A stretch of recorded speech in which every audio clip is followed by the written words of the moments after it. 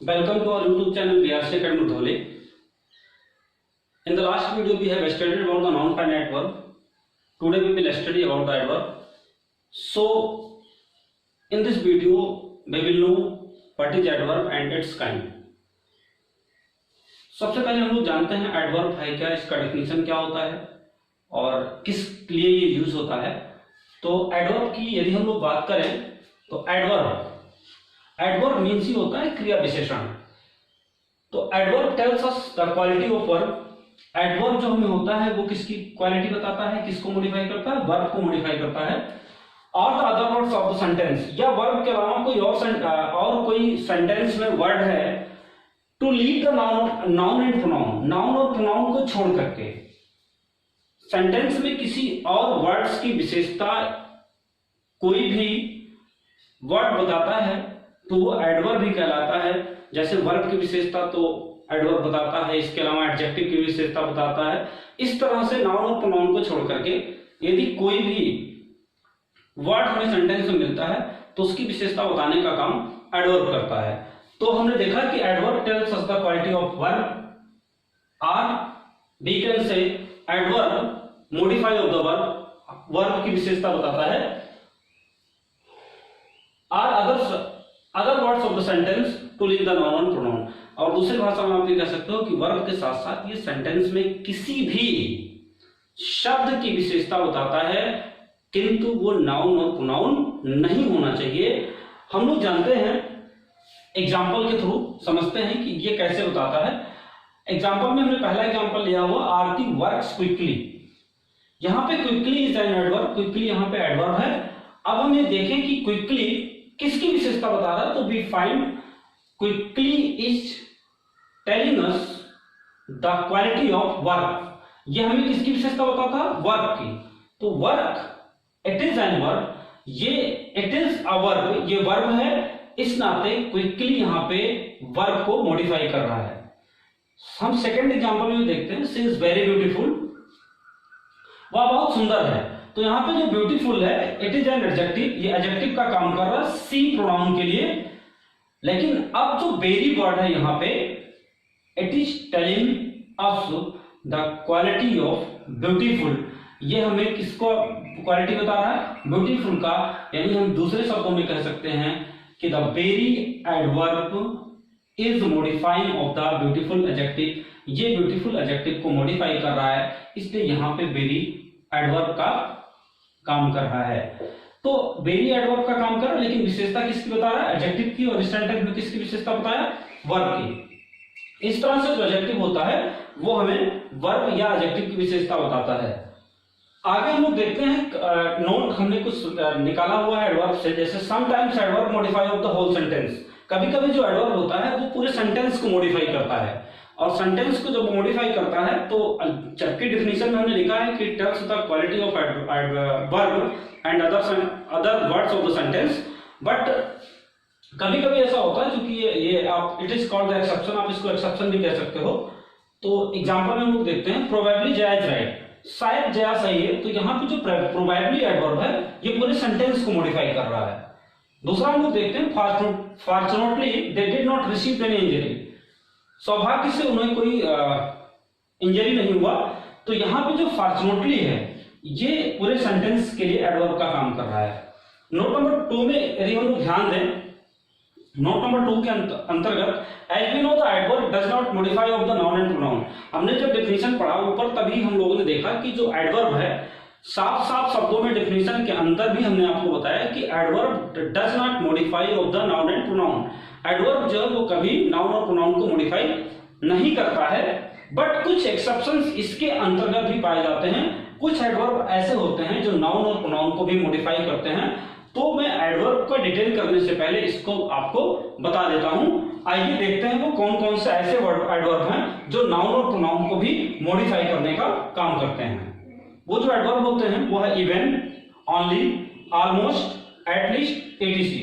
ऐसे एडवर्ब जो होते हैं वो नाउन और प्रोनाउन को भी मॉडिफाई करते हैं। एग्जांपल मैं आपको समझाता हूं, only Ram can do this work.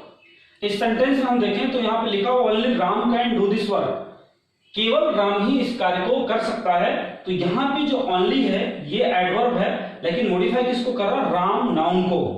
तो इस तरह से हम ये देख रहे हैं कि ये ओनली एडवर्ब राम नाउन को भी मॉडिफाई कर रहा है। इसी तरह से सेकंड एग्जांपल में हम लोग देखेंगे, even Mukesh can solve this सम।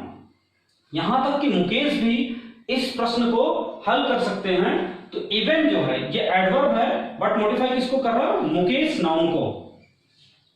इसी तरह से हम थर्ड एग्जांपल में देखेंगे, at least you should make a speech. अंततः तुम्हें एक स्पीच कहना चाहिए या तुम्हें एक स्पीच बनाना चाहिए। तो at least it is an adverb but it is modifying of the pronoun. यहां पे जो किसको मॉडिफाई कर रहा है? यू प्रोनाउन का। तो इस तरह से हम पाते हैं कि कुछ ऐसे ही एडवर्ब होते हैं जो नाउन और प्रोनाउन को मॉडिफाई करते हैं, but it is called the exception. इसे अपवाद कहा जाता है। एडवर्ब डिफाइन करने से पहले, काइंड्स ऑफ एडवर्ब डिफाइन करने से पहले ये जान लेना हम लोगों के लिए बहुत जरूरी था। So now we will study kinds of adverb. Mainly there are 3 kinds of adverb: simple adverb, interrogative adverb, relative adverb. सबसे पहले हम लोग जानते हैं सिंपल एडवर्ब के बारे में। सिंपल एडवर्ब को कई भागों में डिवाइड किया गया है। सिंपल एडवर्ब में first is adverb of time. पहला जो एडवर्ब होता है वो हमें एडवर्ब ऑफ टाइम का बोध कराता है। एग्जांपल में हम देखें तो बहुत सारे ऐसे एडवर्ब हैं जो एडवर्ब ऑफ टाइम के अंतर्गत आते हैं। Now, before, soon, daily, then, yesterday, last month, recently, shortly, today, last year, ago, at present, presently, late, lately, etc। ऐसे जो एडवर्ब होते हैं जो हमें टाइम को प्रेजेंट कराते हैं वो सारे एडवर्ब ऑफ टाइम होते हैं। एडवर्ब ऑफ टाइम को जानने के लिए अगर हम ये जानना चाहते हैं कि किसी भी सेंटेंस में जो एडवर्ब है वो एडवर्ब ऑफ टाइम है, तो उसके लिए हमें जो वर्ड्स यूज करना है, क्वेश्चन लगाएंगे हम, व्हेन से पूछेंगे उस सेंटेंस में, तो ये पता चलेगा कि वो एडवर्ब ऑफ टाइम है। एग्जाम्पल के थ्रू हम लोग समझते हैं। एग्जाम्पल में हमने फर्स्ट एग्जाम्पल लिया, you sing a song daily. आप प्रतिदिन एक गाना गाते हैं। तो हमने आपको बताया कि क्वेश्चन से आप कौन से क्वेश्चन से? When do you sing a song. आप कब गाना गाते हैं? तो आंसर निकल के आता है डेली। तो daily is adverb of time. Second example में हम देखें तो आई मेट देम यस्टरडे। मैं आपसे कल मिला था। यहां पे क्वेश्चन हम करें कि when did I meet you. मैं आपसे कब मिला था? तो क्वेश्चन आंसर आता है यस्टरडे। तो yesterday is adverb of time. Next, adverb of place. Adverb of place के अंतर्गत here, there, out, in, away, indoors, outdoors, everywhere, anywhere, far, etc। Adverb of place. If we want to know in any sentence where is adverb of place, then we should ask a question where. हम question जो करेंगे वो where से करेंगे, और जैसे ही हम where से क्वेश्चन करेंगे उस सेंटेंस में जो वर्ड हमें मिलेगा वो एडवर्ब ऑफ प्लेस होगा। एग्जाम्पल में हम देखते हैं, students are standing there. Students are standing there. अब मैं क्वेश्चन करता हूं कि वेयर आर स्टूडेंट्स स्टैंडिंग। विद्यार्थी कहां खड़े हैं? तो जवाब निकल के आता है देयर। तो there is adverb of place. In the second example, you can get this book anywhere. Question में करूं वेयर से, where can you get this book, तो आंसर मिलता है एनीवेयर। आप बुक को कहीं भी प्राप्त कर सकते हो, कहीं भी पा सकते हो। तो anywhere it is an adverb of place. Next, adverb of manner.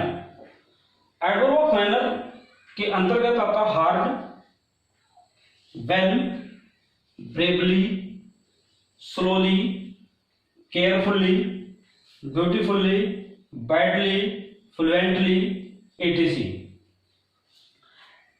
इसमें हम जानना चाहें कि किस सेंटेंस में किस जगह एडवर्ब ऑफ माइनर है, तो इसके लिए हमें क्वेश्चन करना पड़ेगा हाउ से या व्हिच टाइप से। व्हिच टाइप से, हाउ या व्हिच टाइप, मैं नीचे नोट कर देता हूं, हाउ या व्हिच टाइप से हमें क्वेश्चन करना पड़ेगा सेंटेंस में ये पता लगाने के लिए कि एडवर्ब ऑफ माइनर कौन सा वर्ड है।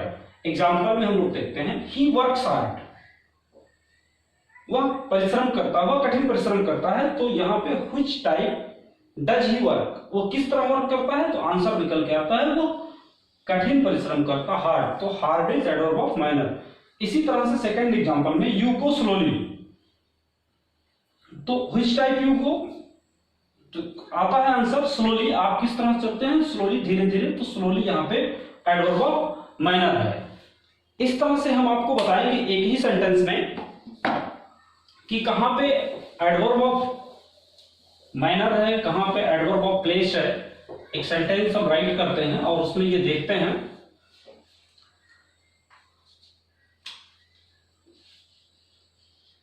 Radha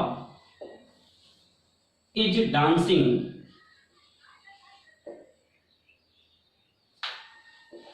in this time in a school. Radha is dancing in this time in a school. इस सेंटेंस में हम ये देखें कि कहां पे एडवर्ब ऑफ प्लेस है, तो ढूंढना पड़ेगा हमें। एडवर्ब ऑफ प्लेस के लिए हमने क्या बताया, व्हेयर से। तो ये व्हेयर से हम क्वेश्चन करें कि व्हेयर इज राधा डांसिंग, तो आंसर निकल के आता है इन अ स्कूल। तो स्कूल यहां पे क्या हो गया, एडवर्ब ऑफ प्लेस हो गया। और हमें ये जानना हो कि एडवर्ब ऑफ टाइम, तो हम व्हेन से पूछेंगे कि व्हेन इज राधा डांसिंग, तो दिस टाइम हमें मिलता है कि ये एडवर्ब ऑफ टाइम है। Next is adverb of frequency. Adverb of frequency को हम एडवर्ब ऑफ नंबर भी कहते हैं। इसके अंतर्गत once, time, twice, thrice, always, rarely, often, again, seldom, never, etc. Adverb of frequency और नंबर को जानने के लिए हमें जो सेंटेंस में कहां पे एडवर्ब ऑफ नंबर और फ्रीक्वेंसी है, तो उसके लिए हमें क्वेश्चन करना पड़ता है हाउ मेनी से। हाउ मेनी से एग्जांपल से हम समझते हैं, he never comes late, he never comes late. तो यहां पे मैं क्वेश्चन करूं कि how many times he comes late, वो कितनी बार लेट आता है, तो पता चलता है कि नेवर, वो कभी लेट नहीं आता है। इसलिए यहां पे नेवर जो है वो एडवर्ब ऑफ नंबर का काम कर रहा है। इसी तरह से सेकंड एग्जांपल में, आई हैव ऑफन हेल्पर्ड, मैं प्रायः उसकी मदद करता हूं, तो यहां पे जो ऑफन है ये भी एडवर्ब ऑफ नंबर का काम कर रहा है। Next is adverb of degree. Adverb of degree is also called adverb of quantity. Adverb of quantity को जानने के लिए हमें हाउ मच से क्वेश्चन करना पड़ता है। हाउ मच से हम सेंटेंस में हाउ मच से जब क्वेश्चन करते हैं तो ये जान पाते हैं कि एडवर्ब ऑफ क्वांटिटी कहां पे है। इसके अंतर्गत हमें मिलता है very, almost, partly, quite, so, pretty, rather, fairly, much, wholly, too, enough, just, almost, extremely, etc. इसके अंतर्गत भी हम इसको भी हम लोग एग्जांपल से समझते हैं। It was extremely cold, it was extremely cold. और I have already told you that if you want to know where is the adverb of quantity, then we will to do the question with how much. हमें how much से question करना पड़ेगा। तो how much से question करने के लिए हम लोग देखें कि इस सेंटेंस में इट वॉज एक्सट्रीमली कोल्ड, तो how much it was cold, how much it was cold में हम लोग देखेंगे तो आंसर निकल के आएगा एक्सट्रीमली। तो extremely here is adverb of quantity. इसी तरह से सेकंड एग्जांपल में शी वाज ऑलमोस्ट फिनिश्ड, तो यहाँ पे ऑलमोस्ट एडवर्ब ऑफ क्वांटिटी है। थर्ड में हम लोग देखें he is intelligent enough to solve, he is intelligent enough to solve, तो यहाँ पे एनफ है। क्वेश्चन करके हम लोग चाहें तो इसको भी देख सकते हैं कि how much he is intelligent, तो आंसर निकल के आता है एनफ। तो यहाँ पे एनफ एडवर्ब ऑफ क्वांटिटी का काम कर रहा है। Next adverb of affirmation. Adverb of affirmation और नेगेशन। एडवर्ब ऑफ अफर्मेशन और नेगेशन जो होता है ये पॉजिटिव और नेगेटिव सेंस की बात करता है। जब भी किसी सेंटेंस में हमें कोई एडवर्ब पॉजिटिव और नेगेटिव सेंस शो करेगा तो उस टाइम पे हम ये समझ जाएंगे कि एडवर्ब ऑफ अफर्मेशन और नेगेशन है। इसके अंतर्गत जो एडवर्ब आते हैं वो है yes, no, certainly, no longer, hardly, never, not, not at all, indeed, etc। Example में हम लोग देखेंगे कि किस तरह से ये अफर्मेशन और नेगेशन दोनों का काम करता है। तो I will certainly go to school, इस सेंटेंस में मैं ये हम लोगों को मिल रहा है I will certainly go to school, मैं स्कूल अवश्य जाऊंगा या निश्चित रूप से जाऊंगा। तो सर्टेनली जो है ये पॉजिटिव सेंस बोध करा रहा है इस सेंटेंस में हमें, तो इस तरह से एडवर्ब ऑफ अफर्मेशन है। और नेक्स्ट एग्जांपल में हम लोग देखें कि I never you leave alone, मैं आपको अकेले कभी नहीं छोड़ता। तो नेवर जो है ये नेगेशन का सेंस, नेगेटिव सेंस हमें यूज करा रहा है, ये इसलिए ये एडवर्ब ऑफ नेगेशन होगा। Next is adverb of reason. Adverb of reason always tell us cause and purpose, reason से ही पता चल रहा कारण, तो ये हमें पर्पज बताता है और केज बताता है। किसी भी सेंटेंस में जब हमें कोई भी एडवर्ब पर्पज या केज क्लियर करता है तो उसे हम एडवर्ब ऑफ रीजन कहते हैं। इसके अंतर्गत therefore, hence, thus, so, since, consequently, etc आते हैं। एग्जाम्पल में हम लोग देखते हैं Krishna was hence neglected by the teachers, Krishna was hence neglected by the teachers. यहां पे हमें मिल रहा है कि कृष्णा इस प्रकार अध्यापक द्वारा नेग्लेक्ट किया गया, तो हेंस यहां पे कारण शो कर रहा है, इसलिए ये एडवर्ब ऑफ रीजन होगा। सेकेंड एग्जांपल हम लोग देखें, he therefore does not want to talk me, वह इसलिए, he therefore does not want to talk me, वह इसलिए मुझसे बात करना नहीं चाहता। यहां पे ये पता चल रहा है कि कोई बात है जिसके कारण वह मुझसे बात करना नहीं चाहता, तो देयरफॉर यहां पे एडवर्ब ऑफ रीजन है। Second is interrogative adverb. Interrogative adverb का हम use for the asking question, questions करने के लिए इसका यूज करते हैं। इसके अंतर्गत आता है when, where, why, how many, how much, how far, etc। Example में हम देखते हैं why are you so late, यहाँ पे why is doing the work of adverb, it is an interrogative adverb. In the second example when does the train arrive, train कब पहुंचती है, तो when is doing the work of interrogative adverb here। and third is relative adverb। relative adverb के अंतर्गत भी हमें where, when, why, etc मिलते हैं।